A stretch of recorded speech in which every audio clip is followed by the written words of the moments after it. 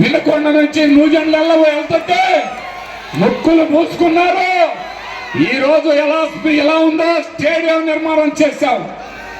అలా కాల కట్టలు చూస్తే చనిపోయిన బిడ్డల్ని ఆ కట్టల్లో ఆ కంపల్లో వేశారు హాస్పిటల్ నుంచి తెచ్చి. అలాంటి ఆ కాలువ కట్టలు సికింద్రాబాదు హైదరాబాదు వెళ్తుంటే ట్యాంకు బండి ఉంటుంది. ట్యాంకు బండి మీద వెళ్తుంటే ఎలా ఉంటుందో మన వినుకొండలో కాలువ కట్టల రోడ్లు వెళ్తుంటే ఎలా ఉంటుంది కాదా? ఇష్టిగుండి నగరం వాళ్ళకి బాగా తెలుస్తుంది. ఎందుకంటే ఇష్టిగుండి నగరం పై బాగాన బ్రహ్మాండమైన చెరువు నిర్మాణం చేశాం. అది కూడా మరి రెడ్డి నగరు ఇష్టిగుండి నగరు వాళ్ళందరూ కూడా తెలుసుకోవాలి. ఎవరు అభివృద్ధి చేశారు, అభివృద్ధి ఎవరు చేశారు అని చెప్పి ఒక్కసారి మీ మనసుకి మీరే ప్రశ్నించుకోండి. ఇవాళ అక్క చెల్లెమ్మలకి అన్ని తెలుసు, మీకు అన్ని సంక్షేమాలు ఇచ్చారు. 2,55,000 కోట్లు అక్క చెల్లెమ్మలకి సంక్షేమం, మరి చిన్న వాళ్ళకి సంక్షేమం. ఇలాంటి ప్రభుత్వం మన ప్రభుత్వం అని మీ అందరికీ సందర్భంగా తెలియపరచుకుంటూ మీరందరినీ నేను ఒక్కటే కోరుతున్నాను, మీ అందరూ కూడా ఇవాళ మన వినుకొండ నియోజకవర్గాన్ని కాపాడుకుందాం. ఇవాళ ఎక్కడైనా పొరపాటు జరిగితే ఇక్కడ మండలానికి 100 మంది ఎమ్మెల్యేలు అవుతారు. గతంలో మీరు చూశారు నయీం బ్యాచ్ అని, ఆ బ్యాచ్ దోపిడీ బ్యాచ్ ని మీకు తెలుసు. ప్రతి బెత్తడంతో పంచగట్టుకొని వచ్చిన వాడల్లా కబ్జాదారుడు అవుతాడు, ఎమ్మెల్యే అంటాడు. వ్యాపారస్తుల్ని ప్రశాంతంగా ఉండేడు, ఉద్యోగస్తుల్ని ప్రశాంతంగా బతకనివ్వరు. అలాంటి పాలన, అలాంటి ఎక్కడైనా పొరపాటు జరిగితే మళ్ళా మనం గత పాలన చూడాల్సి వస్తుందని మీ అందరికీ సందర్భంగా తెలియపరుస్తున్నాను. మీ అందరికీ తెలుసు, ఎక్కడైనా బ్రహ్మనాయుడు అనే వ్యక్తి ప్రభుత్వం తరపు నుంచి వచ్చినటువంటి ఫండ్స్ కానీ మీరిచ్చినటువంటి అధికారాన్ని కానీ ఎక్కడ కూడా నా సొంతానికి కానీ నా కుటుంబానికి కానీ మీరిచ్చిన అధికారాన్ని ఎక్కడా ఉపయోగించలేదు. రామలింగేశ్వర స్వామి అనగా చెప్తున్నాను, ఎక్కడా ఉపయోగించలేదు.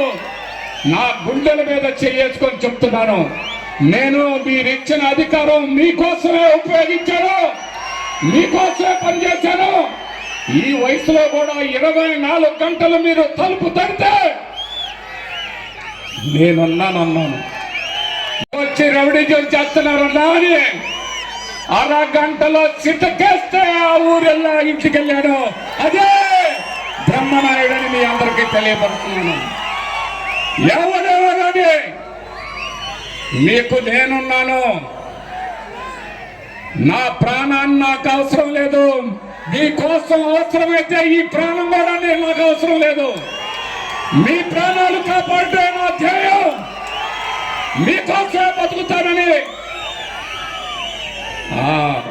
వాళ్ళకి అదే ఇప్పుడు వాళ్ళ బాధ. ప్రతి విషయంలో అడ్డగించారు, ప్రతి విషయంలో బ్రహ్మనాయుడిని ఏదో చేద్దామని చూశారు. నాకు కవశ్యంలా నా కార్యకర్తలు ఉన్నారన్న సంగతి బస్ స్టాండ్ కాడ అర్థమైందని ఈ సందర్భంగా తెలియపరుస్తున్నాను. బస్ స్టాండ్ కాడ అర్థమైంది బ్రహ్మనాయుడు అంటే ఏందో. అదే మీ శక్తి, వైఎస్ఆర్ కాంగ్రెస్ పార్టీ శక్తి. అది వైఎస్ఆర్ కాంగ్రెస్ పార్టీ కార్యకర్తల బలం. అది మీరేదో ఊహించుకుంటే స్వర్గభంగం తప్పదని సందర్భంగా తెలియపరుస్తున్నాను. మీరందరూ ఒకటే, నాకు తెలుసు. మీరు గదక్కు బండితో పాటు దొంగల బండి ఎక్కారు. ఈ దొంగల బండి సంగతి పూర్తిగా మాకు తెలుసు. దొంగల బండిని ఎలా అడ్డుకోవాలో మా వైఎస్ఆర్ కాంగ్రెస్ పార్టీ నాయకులు, కార్యకర్తలు, అభిమానులు మనకి అండగా. ఇంతకు ముందు ఢిల్లీ అంటే మనకి ఎక్కడా సహాయం దొరకలేదు. రేపొద్దున ఆ సహాయం కూడా మన ఎన్నంటే ఉంటది. మన వినుకొండకి ముందు మనకి అండగా ఉంటారని మీ అందరికీ సందర్భంగా తెలియపరుస్తున్నాను. మీరందరికి ఎందుకు చెప్తున్నానంటే ఇది ఈ మధ్యకాలంలో వాళ్ళందరూ ఏం చెప్తున్నారు, మేము పెద్ద ఈ ఊరికి మనగాలం మేమేనో, మాకు పెద్ద పెద్ద ఇల్లున్నాయి, ఆ పెద్ద లంకలో ఉండేది ఒక్కరే, మన చిన్న ఇంట్లో ఉండేది 100 మంది. అది వాళ్ళకి తెలియలా. ఆయన చెబుతుంటాడు ఆ చంద్రబాబు నాయుడు గారు, ఏదైనా ఒక్కటన్నా నువ్వు చేసావయ్యా అంటే నేను సైబరాబాదు లేకపోతే హైదరాబాదు లేకపోతే ఎక్కడో ఏదో చేశానని చెప్తాడు. ఆంధ్రాలో కనీసం ఇల్లు కూడా కట్టించుకొని నువ్వు ఈ ఆంధ్రప్రదేశ్కి ఏమి న్యాయం చేస్తావయ్యా? ఏమి చేయలేవు. ఒక్క పని అంటే ఒక్క పని 2014 నుంచి 2019 వరకు చెప్పుకోదగిన పని ఒక్కటి చెప్పు. అబద్ధాల్లోనే పుట్టారు. ఈ మధ్య ఒక్కటి మట్టికి చెబుతున్నారా, మర్చిపోయాను. బాబు గారడి బాబు సూరిటీ, బాబు గారడి బాబు సూరిటీ. అసలు బాబే గారడైతే ఇంకా సూరిటీ ఎక్కడుందని అడుగుతూ ఉన్నారు మన వాళ్ళందరూ. అయ్యా చంద్రబాబు, నీ బాబు గారడి, నువ్వు గారడి చేస్తూ సూరిటీ పెడతానంటే నువ్వు ఏ సూరిటీ పెడతావయ్యా? ఈ ఆంధ్రప్రదేశ్లో నువ్వు కొంపే కట్టుకోలేదు, ఇంకా సూరిటీ ఏం చేస్తావయ్యా? ఏమి ఊరికి సూరిటీ ఇస్తావయ్యా అని ప్రజలు అడుగుతూ ఉంటే దానికి సమాధానం లేదు. మరి ఇవన్నీ ఎందుకు? ఇందాక మహావాడు ఏదో చెప్తున్నాడు, పెద్ద ఆంజనేయులు గారు మీద యుద్ధం అని. ఆంజనేయులు గారు మన యుద్ధం చేసేది ఏందయ్యా? మా వైఎస్ఆర్ కాంగ్రెస్ పార్టీ నాయకులు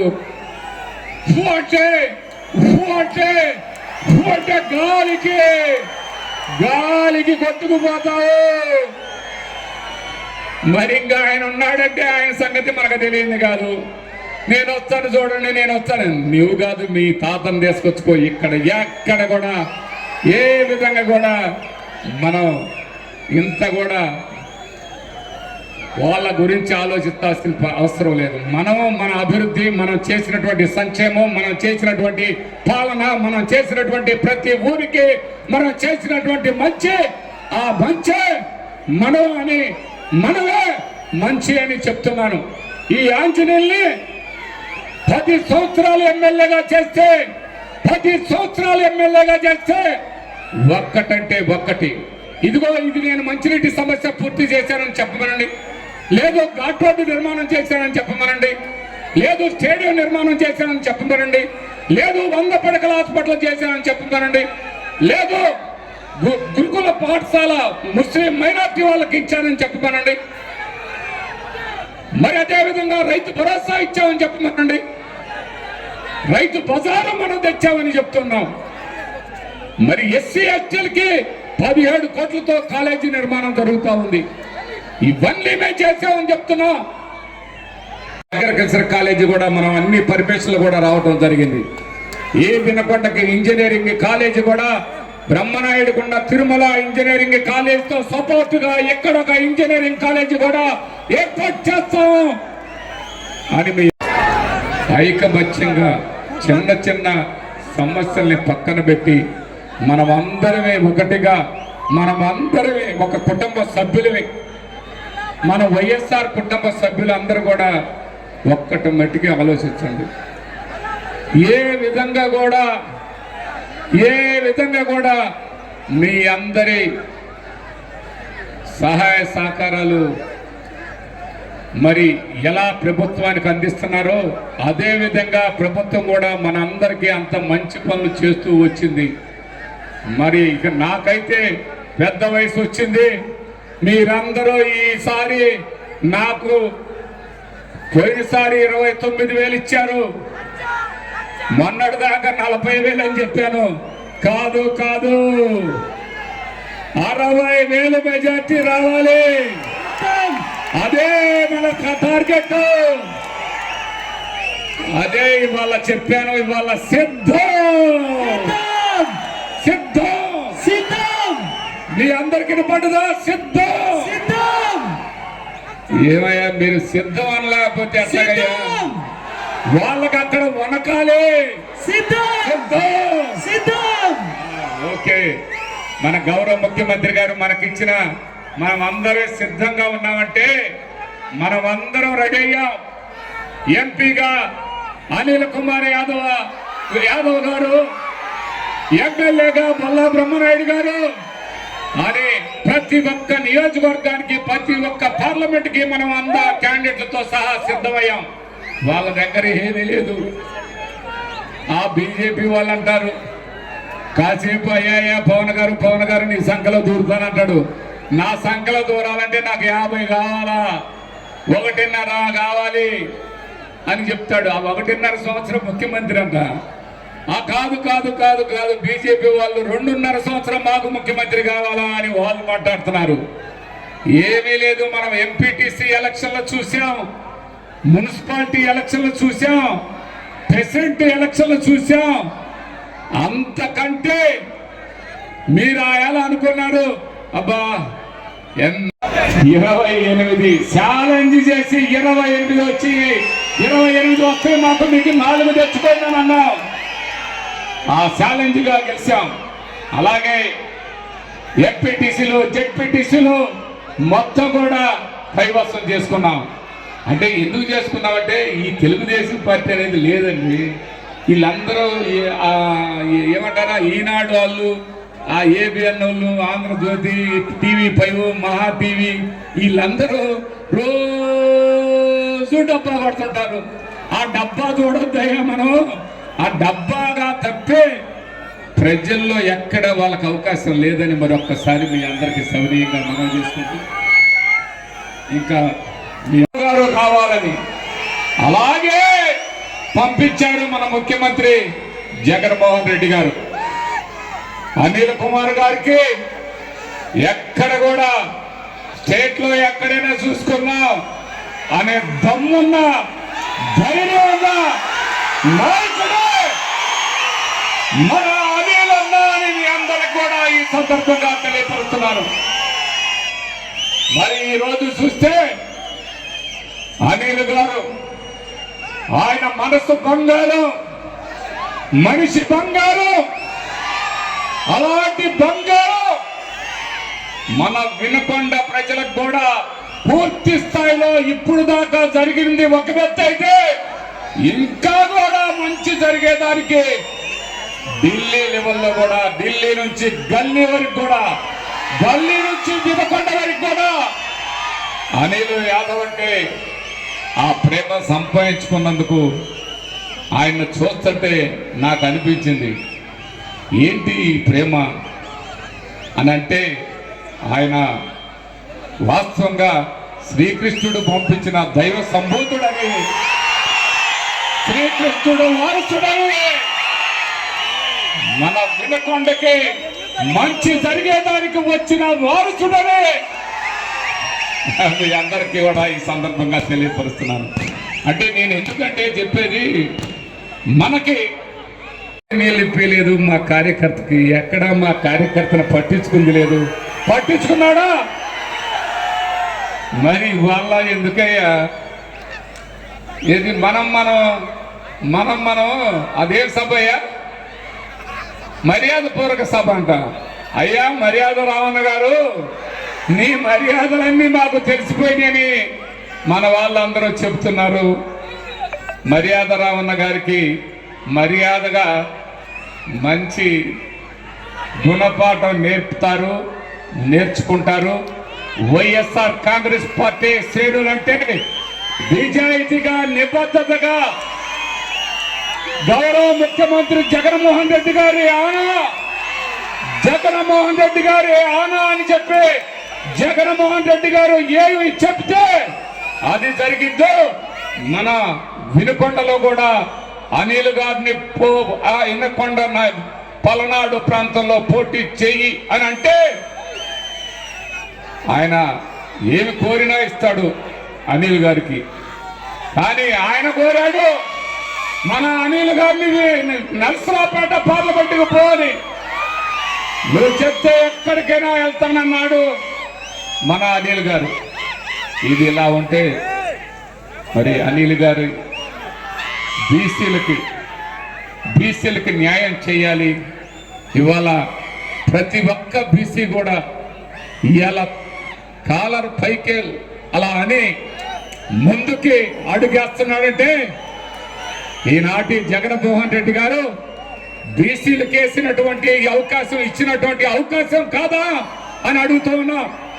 మరి నరసరావుపేట ఎప్పుడన్నా ఈ చంద్రబాబు నాయుడు చాలా చెప్తాడు, బీసీలకి మేము చాలా న్యాయం చేశామని. మీరు బీసీలకి అంత న్యాయం చేస్తే మరి గత ప్రభుత్వాలు కూడా బీసీలకి అంత న్యాయం చేస్తుంటే మరి ఏనాడైనా నరసరావుపేటకి ఎంపీగా ఒక బీసీ సోదరుడికి అవకాశం కల్పించారా అని అడుగుతూ ఉన్నాం. ఈ అవకాశాన్ని మనం అందరం కూడా సద్వినియోగం చేసుకోవాలి. ఎందుకంటే ఈ రోజు మనం అనిల్ కుమార్ యాదవ్ గారిని 5 లక్షల మెజారిటీతో గెలిపించుకోలేకపోతే మళ్ళా మనకు ఒక ఛాన్స్ కావాలన్నా రాదు. అది గుర్తు పెట్టుకోవాలి. మన ప్రతి బీసీ, ప్రతి ఎస్సీ, ప్రతి ఎస్టీ, ప్రతి మైనార్టీ, ప్రతి చిన్న, ప్రతి చన్న, ప్రతి బడుగు బలహీన వర్గాల వారి తరపు నుంచి